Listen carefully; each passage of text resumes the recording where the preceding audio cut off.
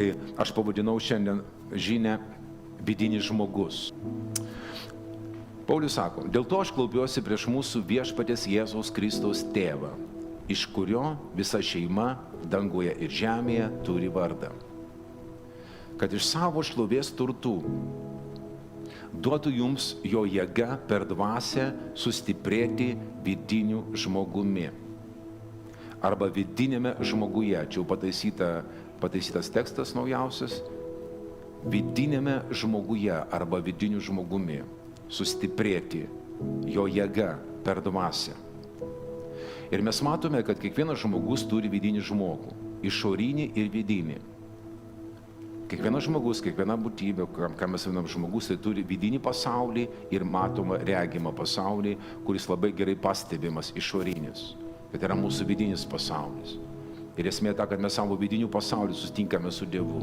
Tavo santykis su Dievu yra būtent tavo viduje, tavo širdį. Santykis su juo, kaip tu jį pažįsti, kaip tu jį myli, kaip tu jį garbini. Nes pats Jėzus sako, ateina laikas, kai garbinsite Dievą, ne tam tikroj ten teritorijoje, vietoje. Ateina diena, kai garbinsite Tėvą dvasia ir tiesa. Dvasia reiškia savo vidumi ir tiesa. Tokių garbintų Tėvas ieško. Taigi mes garbintų neišoriškai.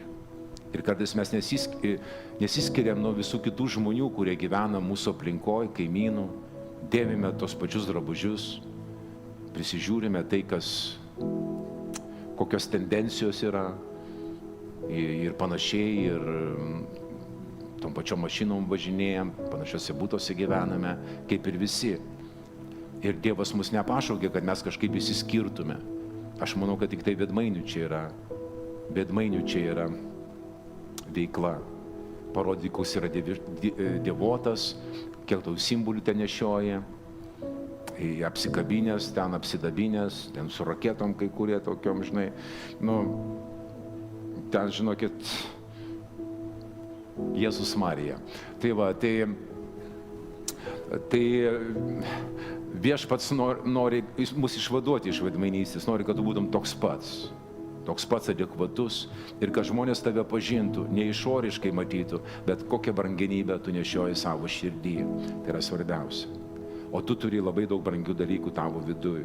Tai Dievas gyvena. Ten tavo kontaktas, ten šventikla yra, šventų švenčiausia yra tavo viduj, vidinėme žmoguje. Vidinėme žmoguje, tai yra tavo dvasiui, arba dvasios centre, šerdyje. Kardija žodis reiškia centras. Žodis kardija reiškia širdis arba centras. Tai va, tavo širdį yra Dievo pažinimas ir Dievas gyvena tavo širdį. Ir tą širdim, tavo dalim, tu pasitiki juo, tu myli jį, tu myli artimą tą vidumi, savo širdimi. Tai va, tai brangiai, mes nė vieno nepažįstame pagal kūną, šiaip pat pažinau, kad Rosita, tik tai tiek ir pažįstame, bet čia norima pabrėžti, kad mes neturim susipažinti, va, tu toks, anoks, ten geras, šleivas, kreivas, ten kažkoks tai supranti, bet mes pažįstam vienas kitą pagal dvasią. Mes pažįstam, kad mes esame Dievo vaikai. Dievo vaikai. Ir žinot, ne kartą ir buvo ir tavo gyvenime turiu atsitikimų, kai tu sutikdavai gatvėje žmogų arba tu praeina ir to užtikrintumas, kad čia yra krikščionis. Nežinau, kaip tu vidinė informacija sako, čia tavo brolis, ne? Čia iš tavo rūšės, čia Dievo vaikelis laksto va čia. Iš kur tai yra? Dvasinis supratimas. Dvasinis supratimas. Tai va. Ir taigi, išorinis žmogus yra matomas, vidinis nematomas. Ir Paulius pasakė, Petras sako moterims, kad tegul puošiasi jos negražiais ten drabužiais, tipo, ar kažkokia ten prabanga, bet verčiau. Tai nėra taip, kad jau tu negali rengtis, bet verčiau. Tai yra daug brangiau, daug stipriau, daug giliau, kad puoštųsi rome paklusne Dievų dvasia. Ir čia jis sako tokią frazę, paslėptas širdies žmogus. Paslėptas širdies žmogus. Ir va ta dalis, tikiu, kad ne tik tai moteris ir vyrus puošia, ta dalis ir parodo tavo antgamtiškumą. kuris pro šitą filtrą tiesiog braunasi į išorę. Bet sako, tą dieną, kai mes gausim naujus kūnus, šventieji spindės kaip saulė. Įsivaizduoji, kas įdės kaip saulė spindės. Dabar spindėjimas labai minimalus, mes turime spidometrą turėti, spindėtometrą turėti, kad patikrintum spindėjimą. Vienas čia prieina prie lempos, patikrina, prastai šiandien spindi, o tas tai spindi kaip prožektorius, žinai. Jo, tai čia prasiveržia per mūsų visą tą namelį, tą uždangą, prasiveržia kažkiek tai ta šviesa, tas spindėjimas, ta šlovė, kurį mes nešiojame moliniuose induose. Bet bus diena, kai mes gausim naujus kūnus ir tada teisėjai spindės kaip saulė Tėvo karalystėje. Vau. Ir pats labiausiai spindis be abejo bus Jėzus. Kai kas matė regėjimą ar buvo pakeltas į dangų, sako, jis taip spindi, visa ta spindi nuo jo. Spindėjimas toks stulbinantis spindėjimas Jėzus yra. Jo akis dega kaip fakelai, tai parašyta. Veidas kaip saulė. Jis toks yra, tokį pamatai. Mes kitokio Jėzus iš Nazareto mes nematome. Kai jisai vaikšto, kai sunkiai kas galėdavo jį atpažinti, turėdavo parodyti, va tai jis. Tokio Jėzus mes neskelbėm, už tai mes nežiūrim į dailininkų meno kūrinius. Mes nežiūrim į skulptūras, nežiūrim į paveikslus, nes ten yra briedas. Atleiskit tą žodį. Ten yra apgaulė, ten yra tai, kas nutapyta žmogaus. Bet iš tiesų tas spindėjimas antgamtinis, kurių tu negali nutapyti. Todėl mes pasiliekame prie to, kad mes nežiūrim į išorę, mes žiūrime į vidų. Ir mes net Kristus nepažįstam pagal kūną, bet pažįstame kaip pagal dvasią. Ir mes nuo mūsų pakeltą uždangą ir mes matome ir keičiamės į tą patį atvaizdą iš šlovės į šlovę. Veikimi Dievo dvasios. Va tokio mes norim pažinimo. Va tokių pažinimų spinduliuoja ir tikintysis, ir bažnyčia. Va tokių spinduliuoja. Tai va. Tai vidinis nematomas, paslėptas širdies žmogus. Klausykite, aš esu dvasia. Aš esu dvasia. Aš gyvenu kūne. Ir todėl, kad aš gyvenu kūne, kūnas yra gyvas, gyvybė yra jame. Ir tavo gyvybė yra siela. Psuchė. Arba psichi reiškia šiuolaikiška kalba. Ir tai, kad kūnas gyvas, apibrėžia, kad žmogaus asmenį, to sako sielos, gyvas, ne? Bet kai dvasia išeina iš kūno, gyvybės kūne nėra. Bet aš kaip siela, kaip asmuo esu kitam pavydale, aš esu dvasiniam pavydale. Suprantat mintį? Va. Dabar, kai aš gyvenu kūne, kūnas yra gyvas. Čia tiek procesų įvairiausių, žinokit, sudėta. Dievas tiek sumontavo. Žmonės šiandien studijuoja tą kūną, sako, kas čia vyksta dabar, mokslininkai. Ai, čia gamta padarė, čia gamta kažką daro. Žiūrėti, kaip vyksta tavo organizme procesai, tu matai tiek daug įvairiausių hormonai, ten kažkokia medžiaga, ten tai suveikia, darnoji. Po to, kaip žmogus supranta, ko jam reikia valgyti. Dar kartą sakau, pilvas turi smegenis. Pilve yra protas, jau nustatė mokslininkai.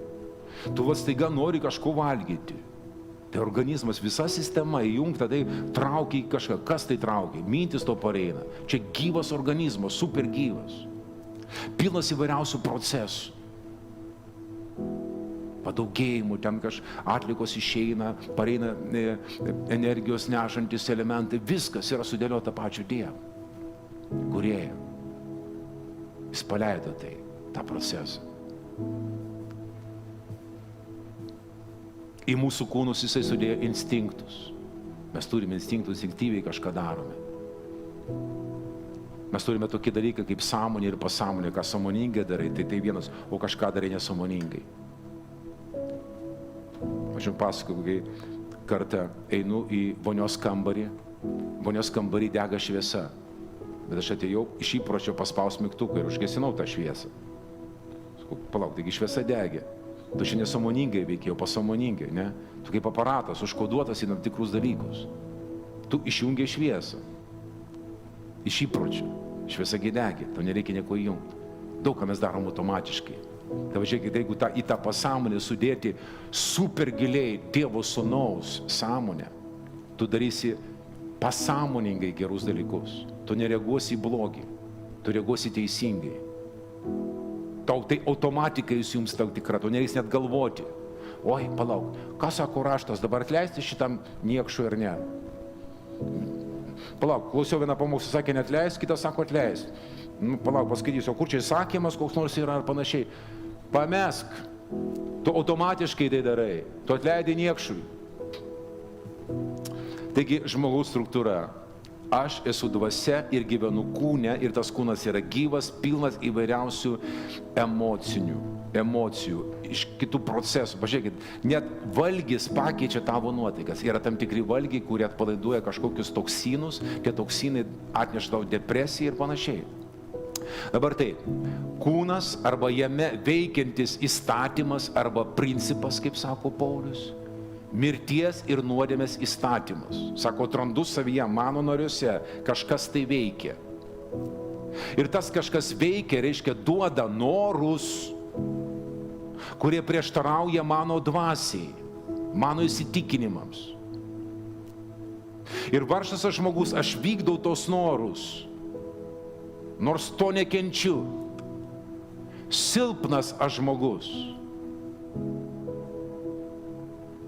Ir tie norai, kurie iš kūno, mes vadinam kaip geiduliais. Kiekvienas turime geidulių.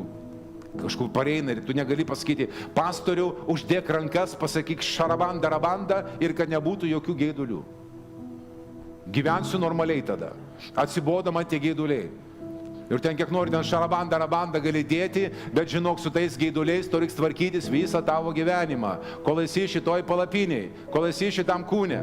Bet kai gausim naujus kūnus, nereiks jokių, ten nebus jokių geidulių, viskas bus dvasingas kūnas, suderintas su dvasia. Todėl visiems, kurie kovoja ir truputį nusivylę, aš sakau, nenusivilk, neįsigask. Jeigu aš tau papasakosiu savo geidulius, tai tu daugiau mano pamokslų negirdėsi, nenorėsi girdėti. Aš ir taip čia per daug papasakoju viską.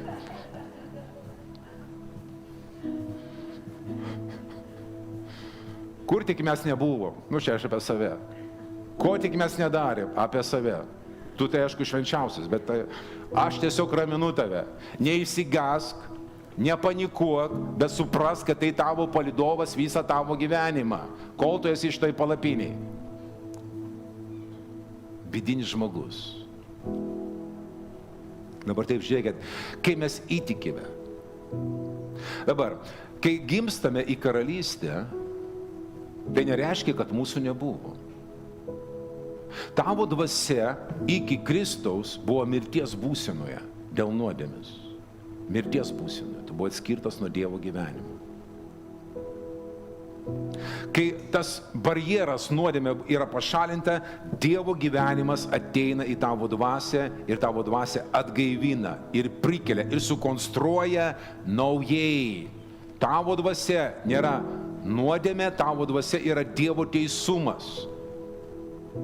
Tavo dvasia tapo tokia pačia rūšimi kaip Dievas. Tuo mes vadinamės Dievo vaikai, jis mūsų dvasios gimdytojas.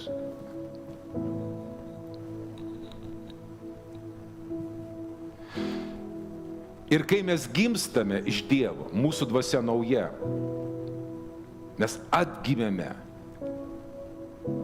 Mes esame dvasiniai vaikai. Nors kažkas tai mokytas varžymus nori prastumdyti tokią teoriją, sako parašyta, kad mes dabar esame tobuli. Buvom netobuli, dabar esame tobuli. Jis padarė mus tobulais. Supras, kokiam kontekste ten parašyta Hebrajams laiške. Jis padarė mus tobulais teisumo prasme. Nes tie, kurie aukojo aukas, jie vis dar jautė netobulį, savo sąžinę jautė kaltę. Bet dabar, kai atnešta tobula auka, padarė tobulo teisumo pojūtį tavo gyvenime. Tobulai teisus, tobulai išteisintas Dievo akyse. Tu sakyti, kad mano dvasia tobula, tik tai tam aspekte. Nes tobulumas žodis reiškia subrendimas. Subrendimas. O jeigu mūsų dvasia auga, dvasinis vaisius yra, neauga, reiškia mes augame, mes tobulėjame. Ir Paulius sakydamas apie save, kai buvau vaikas, kalbėjau kaip vaikas, supratau kaip vaikas. Jis kalba tik tai apie dvasinį savo žmogų, vidinį žmogų.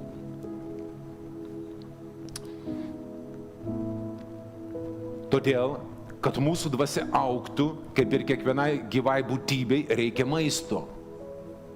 Kad mūsų dvasia augtų, reikia maisto.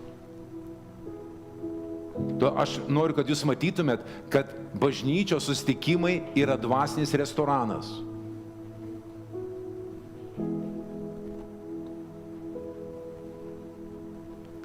Dvasinis restoranas. Dabar, kai ateini į restoraną, tu ateini šalkės, ne? Tu neateini pavalgęs, arba toks pasipiktinęs. Ir vėl tas, kas ten toks, šašlykas. Vakar valgiau šašlyką, vėl šašlykas. Nu, duokit įvairiai kaip nors tą šašlyką. Nu, padekoruokite truputį, kažką uždėkite.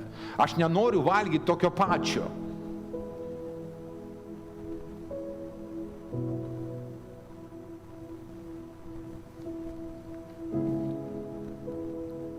Čia aš atskiriu per šitą iliustraciją mūsų alkį, dvasinio dalyko, dvasinio maisto, kuris yra apreiškimas nematomo Dievo. Tai yra apreiškimas nematomo Dievo, kuo mes maitinamės. Dieną per dieną mes maitinamės. Mes stipriname savo dvasią dvasiniais vaizdiniais. Apie jo meilę, apie Jėzaus kryžių, apie kraujo galią. Mes maitiname savo vidinį žmogų tuo.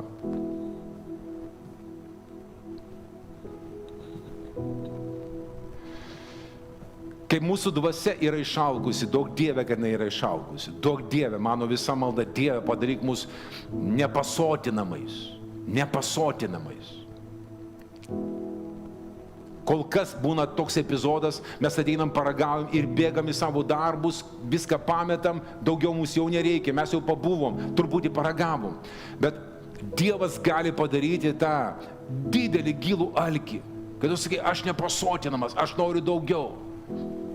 Aš buvau rytiniam susirinkime, mes dar tada senai tikėjimo žodžio laikais turėjom vakarinį maldos susirinkimą. Jis nebuvo mažiau gausesnis negu pirmas.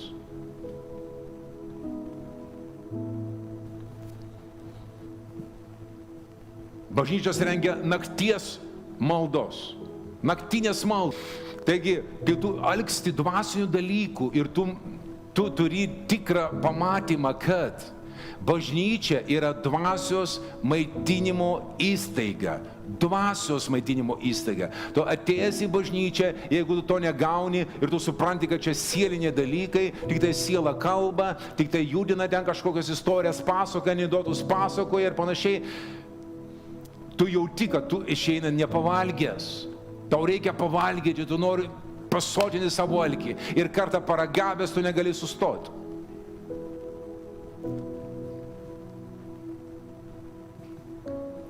Sielinė informacija yra labai, kaip sakyti, populiari ir bažnyčiokų. Mes norim kažką žinoti. Žinot, ir kalbu ne tai, kad aš kažką ten paskaičiau, pavarčiau, tai yra mano gyvenimo patirtis. Mano stažas Kristuje 3-8 metai. Yra patirtis tam tikra. Jau tiek praėjęs, tiek matęs, tiek visko. Ir save tik išanalizavęs. Ir galiu drąsiai pasakyti, mano gyvenime yra pakankamai daug tuštybių. Čia vėl iš pažinties prieinu. Tiek tuštybių, tiek žingeidumo, to sielinio, sužinot, kas ten vyksta, kas ten pasaulyje, kaip ten Ukrainoje karas, visokių supranti, sužinoti, kas čia kažkur kažką čia intriguoja, kiek kas pavogė parlamentarų, kažką tenai supranti, kažkur čia machinacijos, taip įdomu, taip įdomu, taip įdomu. Ale Facebookas dar pilnas informacijos. Gerai, kad išėjau iš jo prieš daug metų. Dabar per žmoną visi. Tai man žmona atneša, pažiūrėk, ką rašo. Pažiūrėk, ką rašo. Sakau, tai ten viską sugerk, ten viską prafiltruok ir tu man atnešk išvadas visokias. Ten Facebook'e, aš tai Twitter'e arba X'e dabar. Tai va, ir ten politika. Tai yra žingeidumas, tai yra tavo sielai. Aišku, ten būna ir dvasinių patirčių, supratimų, kai tu geri tą informaciją, tu gali dvasiškai vertinti, suprasti, kodėl taip vyksta, o ne kitaip ir panašiai. Bet čia dalis tai tinka mūsų, mums reikia čia daug informacijos. Va, ir jeigu aš gyvenu tik tai ant tokios informacijos, sielinės informacijos, žingeidumą tik tai tenkinu, aš pasakysiu jums atvirai, aš neaugu dvasiškai, aš silpstu, mano dvasia silpnėja, mano intelektas didėja, sakykim taip vaizdžiai, galva didėja, širdis mažėja. Nes ko tu nemaitini, tas natūraliai numiršta. Ko mes nemaitiname, tas neauga. Tol būtina maitinti ir stiprinti savo dvasią. Mūsų šiandien tema vidinis žmogus. Sakau, jis per dvasią ir jo jėga sustiprintų mūsų vidinį žmogų.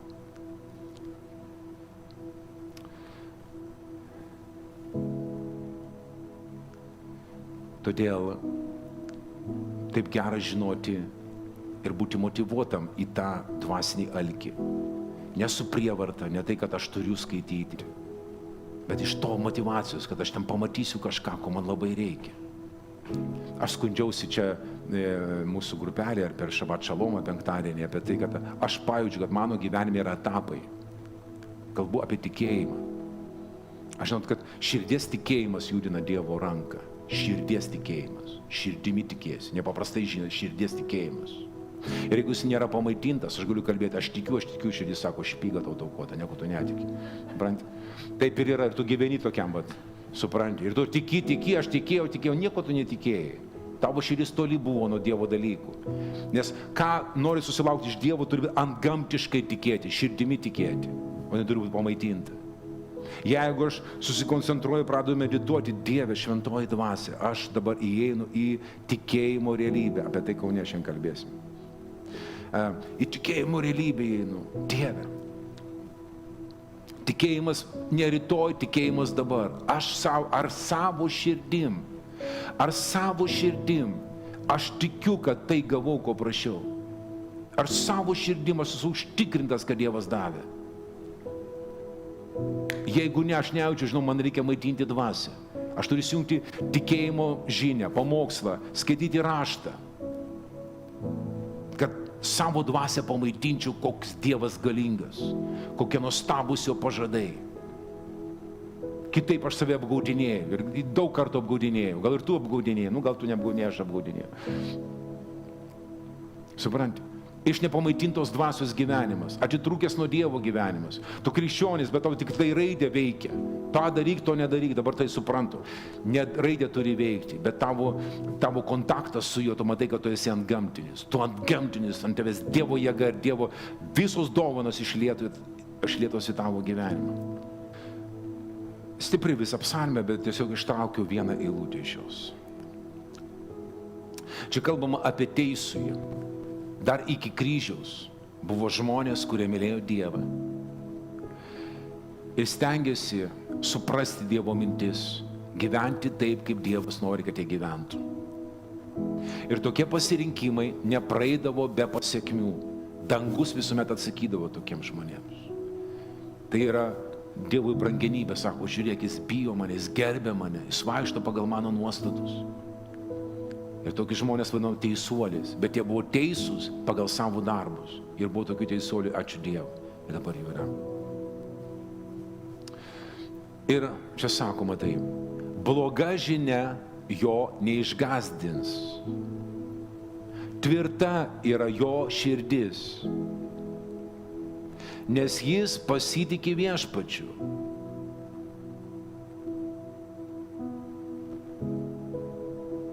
Praeitus rinkimus kalbėjom apie pasitikėjimą. Jis pasitiki viešpačiu.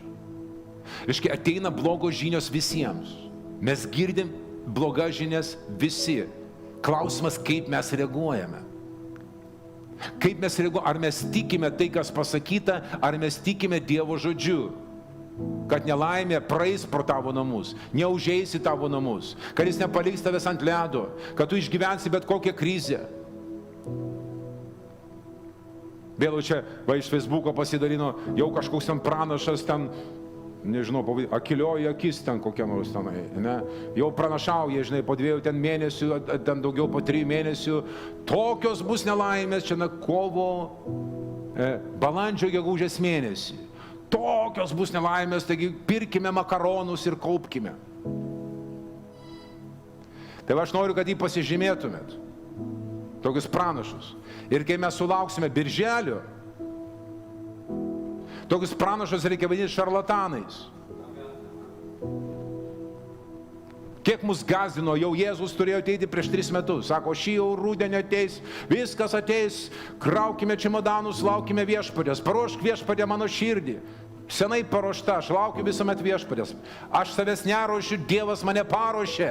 Dievas mane paruošė. Ir tos visokios žinios, kiek aš jų girdėjau, ir mano tiesiog pareiga ir misija Lietuvos bažnyčią raminti ir sakyti, nebus. Kaip gyvenam, taip ir gyvensime. Gerai gyvename. Taigi, bloga žinia jo neišgąsdins. Ko neišgąsdins? To žmogaus, kurio širdis tvirta viešpatyje, kuris pasitikė viešpatį, kuris maitina nuolat savo dvasią. Dievas mano dešiniai, Jėzus mano dešiniai, aš nesviruosiu, aš neišsigąsiu, ką pasakys man žmogus, aš nebijosiu tų žinių, ką gali sakyti ten panorama ar kokia ten rama, ten netikiu ir viskas. Aš tikiu Dievo žodžiu, gyvenimas yra nuostabus, gyventi su juo ir tarnauti jam. Nebent jis pasakys visai bažnyčiai. Visi žinosim, kad kažkas turi ateiti, kad kažkur pasitraukti kažkur kitur. Kaip jisai perspėjo ten pirmą savo generaciją, tą kartą, kad išeik kaip Jeruzalė, bus tokie požymiai, išeikit, pabėgit, ir visi pabėgo ir išsigelbėjo. Bet šiaip ne tik tai apie tai, įvairiausių būna žinių, kurios ateina į tavo gyvenimą. Aš kalbu apie mūsų kasdienybę. Aš nekalbu apie kažką ten teoriją, aš kalbu apie tavo gyvenimą, kasdienį gyvenimą. Aš noriu turėti dar stipresnę širdį. Dar stipresnę širdį, įsitvirtinęs viešpatie, kad aš nebijočiau nieko. Kas ten per teliką pranešė, kokį laišką gavai, kokią žinią gavai. Neišsigąsčiau. Aš dabar sakau, tai ne gyvenimo pabaiga. Tai yra mūsų gyvenimo pakeleiviai, kuriuos mes, tos kliūtis, kur mes praeinam, tie sunkumai. Ir mes pro juos praeinam, su Dievo dvasia mes juos praeiname. Jis mus veda Kristaus pergalės eisenoje. Kristaus pergalės eisenoje. Ir šituose dalykuose mes esame daugiau negu nugalėtojai per tą, kuris mus pamilo. Ir tavo stipri dvasia, pamaitinta dvasia atlaikys bet kokį sunkumą. Bet kokį sunkumą. To mums visiems reikia dvasinės stiprybės. Dvasinės stiprybės.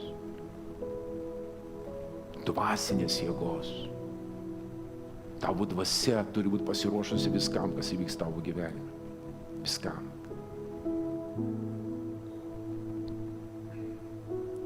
Patarlių knygoje 18 skyrius 14 eilutė. Žmogaus dvasia palaiko jį negali ištikus. Bet kas pakeis sužeistą dvasią? Pakels sužeistą dvasią. Ta prasme, dvasia stipri, jinai palaiko visą žmogų. Bet kas pakels sužeistą dvasią? Reiškia, dvasia yra toks stiprus dalykas tavo gyvenime. Tai yra ta dalis, kuri tave visą palaiko. Ta dalis, kuri padaro tave stipriu arba silpnu. Ir mes, brangiai, to šiandien matykime, kad tą dalį, svarbiausią dalį, mes turime prižiūrėti, puoselėti, auginti, stiprinti. Mūsų dvasių yra gyvenimas. Amžinas gyvenimas yra tavo dvasiui. Mirties nėra. Ir kaip jisai spinduliuoja savo pozityvų tavo visą organizmą. Lygos negali išstovėti, spinduliuoja gyvenimas iš tavo vidaus. Meilė tavo viduje, tu nesileidai jokio kartėlio. Jokio netleidimo, kaip kas be provokuotų. Tu stengiasi iš dvasios pakelti resursus, pasistiprinti pavyzdžiais, kaip Jėzus buvo žeminamas, kaip jis buvo menkinamas, kankinamas ir netvėrė savo burnos ir nepasakė verdikto kaltinančio. Tai yra dvasios stiprybė, kurią mes turime auginti mūsų gyvenime, nes tai mums pravers. Dabar yra kas dvasingas žmogus? Dvasinis dvasingas žmogus. Kas jis yra? Mes dažnai galvojam, tas geras pamokslininkas, stebuklai vyksta jo gyvenime, turi dvasios dovanų, ne vaisiaus dovanų. Ir mes galvojam, šitas stiprus žmogus. Tu net nežinai, koks jisai stiprus. Tu gali neturėti tiek daug dovanų ir įtakos bažnyčiai, bet tu gali būti dvasios gigantas. Smithas Wigglesworthas sako, aš viduj 1000 kartų didesnis negu išoriai. Ar žinot Smithą Wigglesworthą? Girdėjote apie jį? Biblijos žmogus. Visą laiką skaito raštą. 15 minučių neskaitė, vėl skaito. Jis susilieja su Dievo tiesa. Niekas jo neišgazdina. Miega naktį, ateina šėtonas į kambarį. Ir judina lovą ten kitą. Lova pajudėjo, nuvažiavo į vidurį. Sako, čia tu. Užsigrėžė ir miega toliau. Po to sako, atsigrėžė, palauk, sako, pasiimk lovą ir pastatyk atgal į vietą. Ko čia tampai? Ir lova pajudėjo, atsistojo vėl atgal į vietą. Demonai pastatė.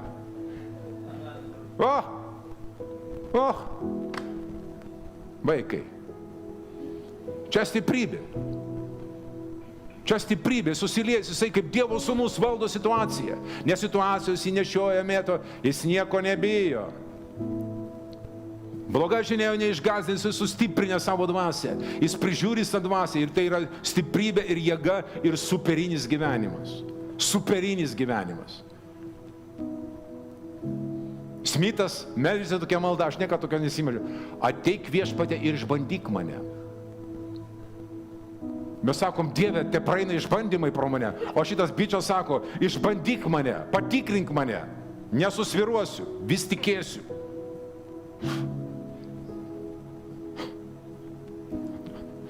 O mes neįves mūsų į pagundimą, netikrink mūsų. Tas sako, tikrink mane, prakratyk mane ir pamatysi, koks aš ištikimas tau esu.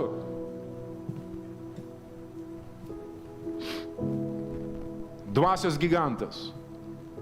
Dvasios gigantas. Ką toks gigantas gali padaryti? Jis pats laimingas ir kitus padaro laimingus. Kitus pastiprina ir sako, nenusimink, viskas bus gerai. Tavo sielvartė, aš būsiu kartu su tavim, aš tau padėsiu įsikapanoti iš jų, iš tų dalykų.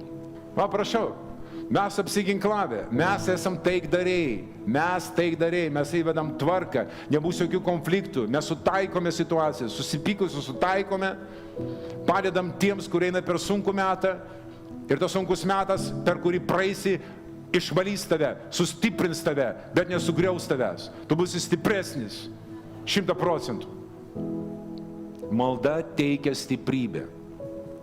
Jėzus sako, mano siela mirtinai nuliūdusi. Jėzus prašė užtarimo maldoje. Jėzus prašė užtarimo maldoje, reiškia, malda pakelia tau tą vidinį resursą. Vidinį resursą pakelia malda. Kitoje vietoje Jokūbas sako, jeigu kas kenčia, tesimeldžia. Reiškia, tu gali išeiti iš kažkokių kentėjimų per maldą. Malda sustiprins tavo dvasę ir tu praeisi tos kentėjimus. Čia nėra filosofinis apdorojimas, teisingų tavo minčių sudėliojimas, nors ir tai paveikia. Bet antgamtinė jėga paleista per maldą statydina tave. 1 Korintiečiams 14:4 ir tik tai pirmą dalį. Kas kalba kalbomis, pats save ugdo, pats save statydina, pats save pakrauja. Kas kalba kalbomis.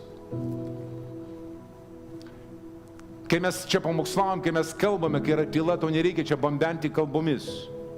Bet kai tu esi vienas arba būry tų, kurie supranta, ką tu darai, tu gali kalbėti kalbomis, kaip dvasia duoda prabilti. Pradėk kalbėti kalbomis ir pakrauk save antgamtinę Dievo jėgą.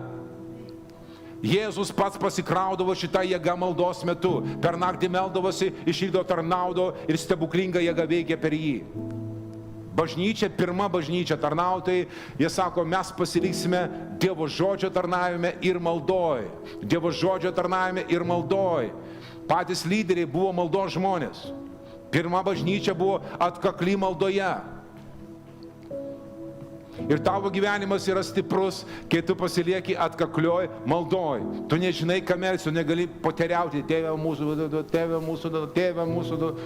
Pasiduok kalbomis, melskis kalbomis. Mes turime tą dovaną. Kalbėti kalbomis. Todėl mes nepailstame, nors mūsų išorinis žmogus ir nyksta, vidinis diena iš dienos atsinaujina. Vidinis diena iš dienos atsinaujina. Atsinaujina, pasakyk, atsinaujina. Atsinaujina, atsišviežina vidinis žmogus. Stiprėja diena iš dienos. Mūsų bendruomenė, mūsų dvasinė mokykla, mes sakom, yra dvasinga. Mes formuojame teisingą stiprią dvasią. Stiprią dvasią. Stiprią dvasią. Ir visi pasako, amen.